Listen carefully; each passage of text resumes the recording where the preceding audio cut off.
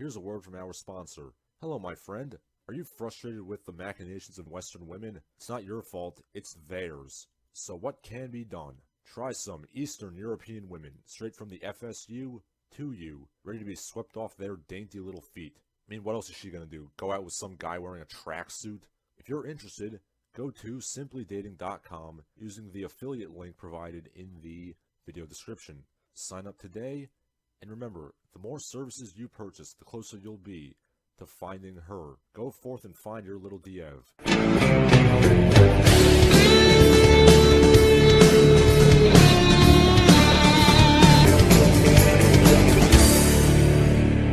Hello, all you happy people. Larson here with a special edition of Kung Fail.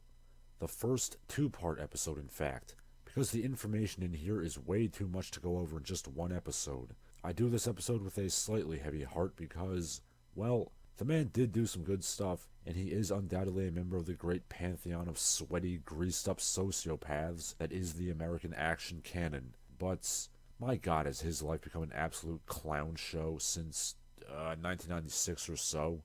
And it has continued to be one until this very day. This man is unintentionally one of the most ridiculous people on the planet. This man is Steven Frederick Seagal.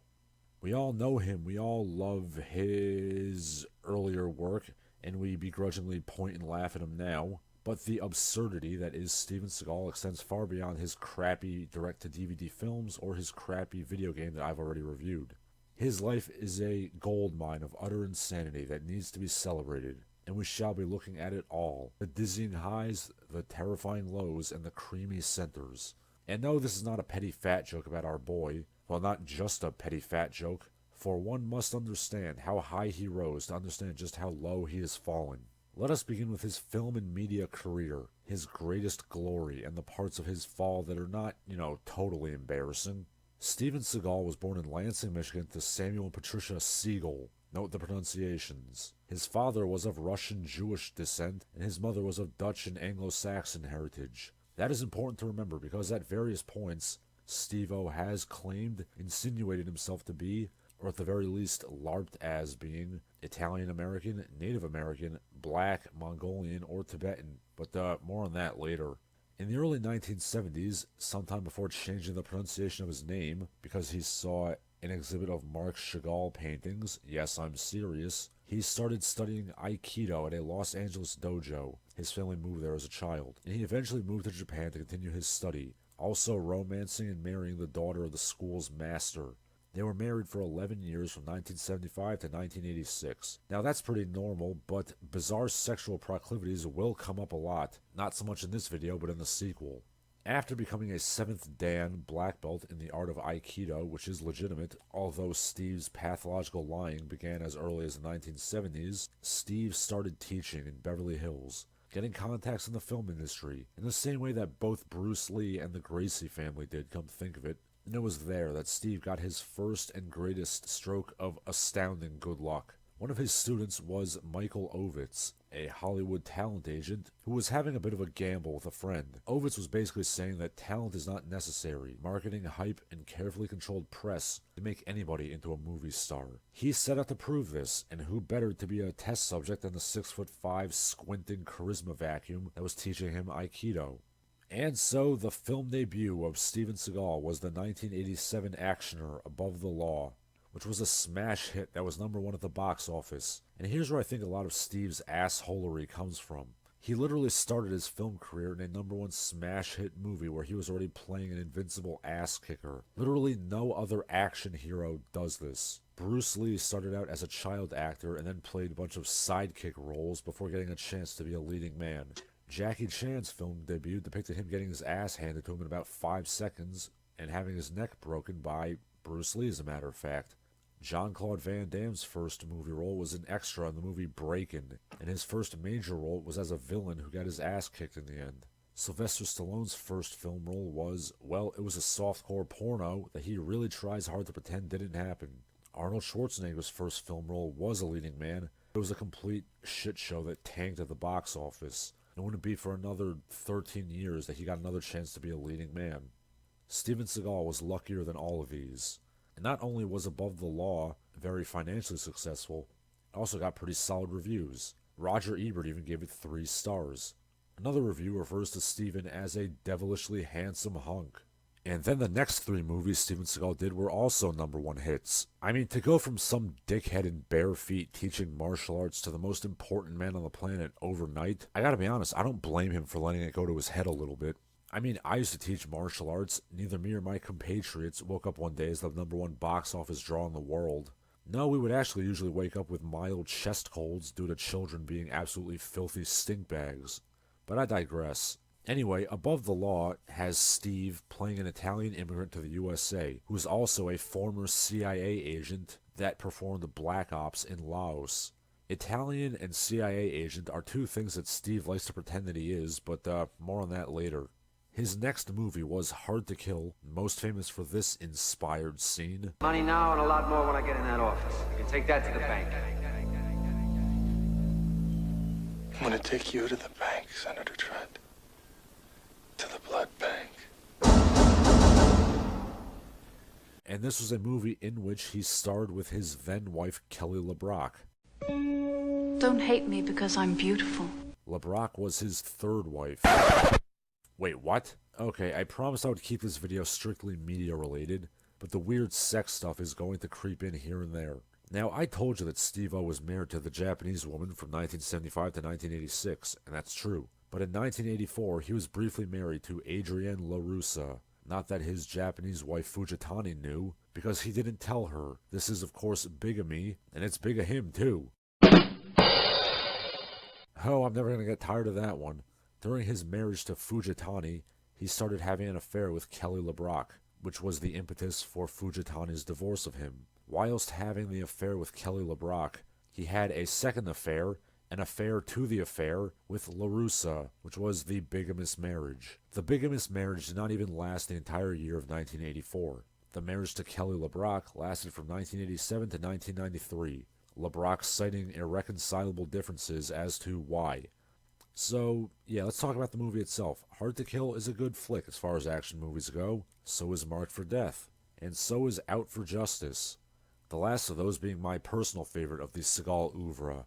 I mean, hell, I still try to shoehorn the phrase, "Whose hot dog is this, huh? Is it yours?" at least once a day in my conversations. Seagal's biggest hit was 1992's Under Siege, in which he plays an ex-Navy SEAL who stops a terrorist boat hijacking. Again, notice that he is playing a former Special Ops agent. Keep that in mind. In between Out for Justice and Under Siege, and by the way, notice that every one of these movies has a title that begs to be preceded by the phrase, Steven Seagal is. Steve hosted Saturday Night Live, and is almost unanimously regarded to be the worst host ever. Highlights include him pushing really hard for a skit in which he would be a therapist who sexually assaults his female patient. Lorne Michaels tried to very slowly explain to him that people might find that a little offensive, and him storming off the set due to a line in a Hans and Franz skit in which the guys would claim they could beat him up. Steven would not leave his dressing room until they had changed the line.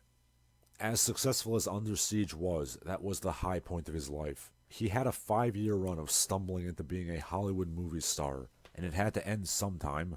With Seagal's ego presumably inflated like it had never been before, he directed, produced, and starred in the environmentally conscious action film On Deadly Ground, in which he plays a wildland firefighter who embarks on a vigilante crusade against the evil oil company run by Michael Caine. Along the way, there's some faux Native American spiritual fal-de-rah. It was around this time that Steven stopped pretending to be Italian, and Steven blows up a bunch of oil rigs and some other stuff in his quest to save the environment. I'll let you decide why that doesn't make any sense. Of note is the fact that this movie has actual award-winning or award-nominated actors in it, like Michael Caine, Arlie Ermey, and Billy Bob Thornton.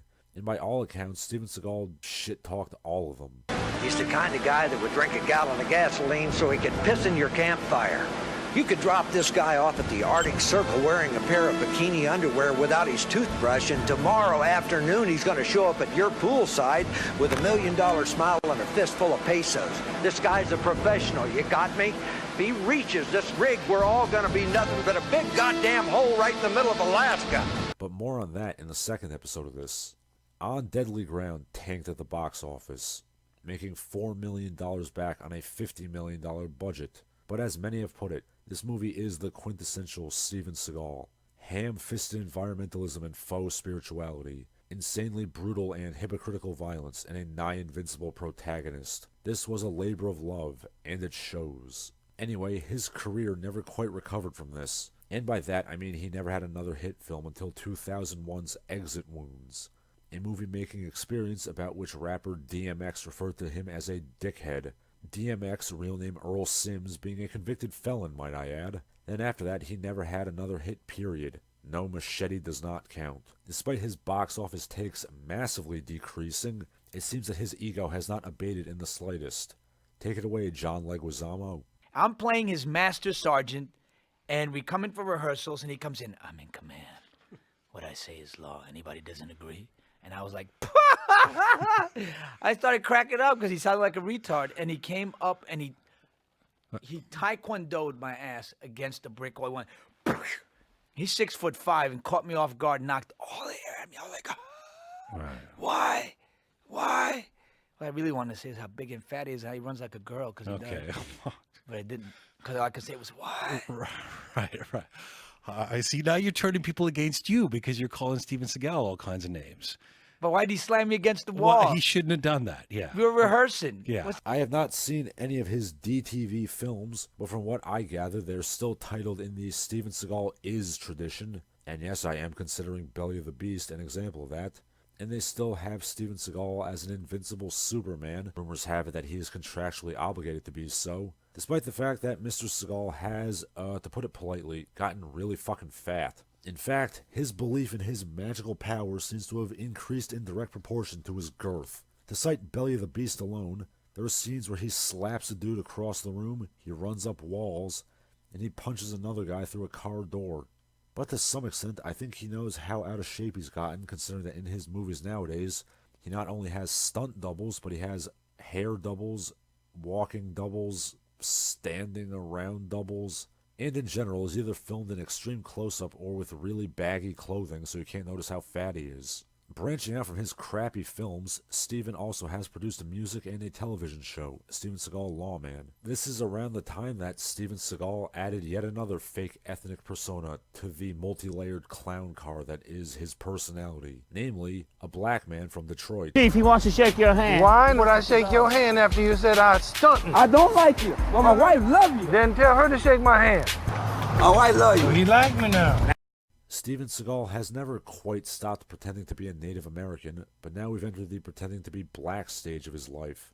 Hey, you know what? If it helps you be a more effective police officer, I can't judge too much, but did you have to put on the, urban accent? As mentioned previously, Steven Seagal has put out music, 2 albums to be specific, and I can understand the temptation. I am, after all, a mediocre martial artist and musician myself. Mr. Seagal's musical output is, crap. Take a listen. When the girls start to strut, you could look at their butt, you shouldn't do that. The girl dress is just a pity, not just there to cover her kitty.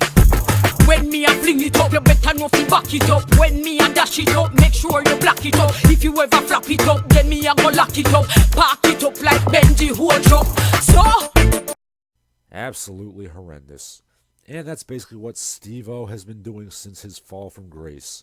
He has managed to get a small following loyal to him, including mixed martial arts fighters with questionable grasp on the English language, more on that next time, and they are by all accounts happy to see him portraying himself in vanity projects as an undefeatable Superman / enlightened wise man and master musician. But that's just part 1, because there's a whole lot more Seagal insanity to cover. This wasn't even the worst of it. We've just gone over the stuff everybody knows, his movie and media output.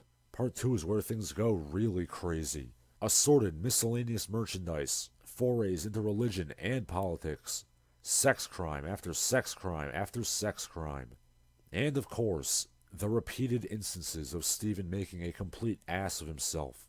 And seeing that in the midst of recording this, I learned that he's recently published a spy thriller novel. This might have to go into part 3, but it will undoubtedly go into part 2. And that, dear viewer, will have to wait till next week. I'm Larson Halleck, and anybody see Richie? Anybody know why Richie did Bobby Lupo? And now, a word from our sponsors. Hello, are you a fan of Larson Halleck and the Barbaric Gentleman? Of course you are, otherwise you wouldn't be watching. Would you like to help the channel grow? Would you like to help me out? If so, here's how you can. You can go to patreon.com/LarsonHalleck and join the ranks of these illustrious heroes. You can also go to www.paypal.me/LarsonHalleck to also donate some money. You can also buy my book. The Patreon, the PayPal, and the link to my book are all found in the video description. You can also follow me on Twitter or on Instagram. I no longer advertise my Gab because Gab sucks. Otherwise, enjoy, keep watching the videos, and spread the word.